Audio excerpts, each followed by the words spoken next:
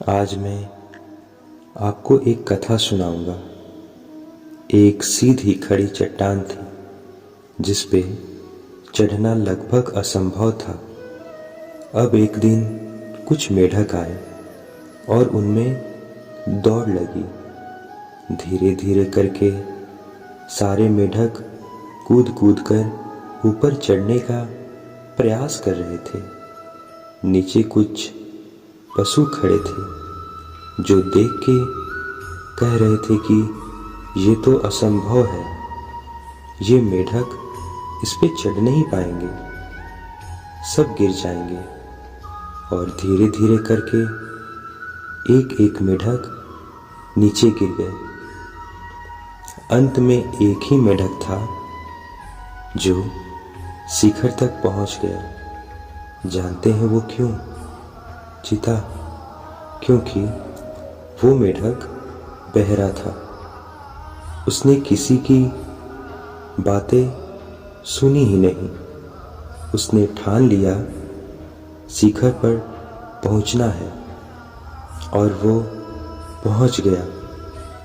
अब ये भी हमारे लिए अत्यंत अमूल्य सीख है। आपने यदि जीवन में अपना लक्ष्य ठान लिया है तो इधर उधर किसी की मत सुनिएगा। केवल अपने लक्ष्य की ओर बढ़ते जाइए, क्योंकि सफलता आपको आपके प्रयास ही दिलवाएगा, दूसरों की बातें नहीं। तो प्रयास करते जाइए, अपने लक्ष्य को प्राप्त कीजिए और मेरे साथ प्रेम से कहिए, राधे राधे। जीवन है तो लक्ष्य तो होंगे ही। यदि लक्ष्य है तो मार्ग तो होंगे ही। यदि मार्ग है तो बाधाएं तो आएंगे ही।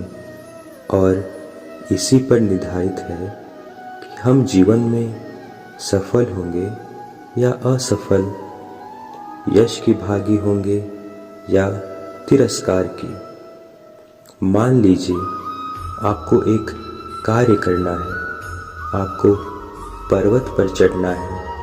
अब मार्ग की ये फिसलन आपको कई बार गिराएगी, चट्टानें आपको कई बार चोट देगी। अब ऐसे में करेंगे क्या? सामान्य व्यक्ति चुनता है प्रतिकार, उस पर्वत को ही नष्ट कर देने का विचार करता है, उसकी नींव को ही खोद देने का विचार करता है। किंतु पर्वत को कोई नष्ट ना कर पाए तो असफलता के साथ साथ आप यश का भी भागी बन जाते हैं। दूसरा मार्ग है परिवर्तन। यदि आप उस पर्वत को खोदने के स्थान पर उस पर सीढ़ियां बना दें तो आप भी उस पर्वत पर चढ़ सकते हैं। कोई और भी उस पर्वत पर चढ़ सकता है। आने वाली पीढ़ी भी उस पर चढ़ सकती है और यही आने वाली पीढ़ी सदा आपका ये यश गाएगी। इसलिए जीवन में प्रतिकार नहीं, परिवर्तन चुने।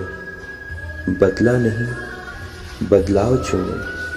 आपकी ये बाधा भी मित्र बन जाएगी। राधे राधे।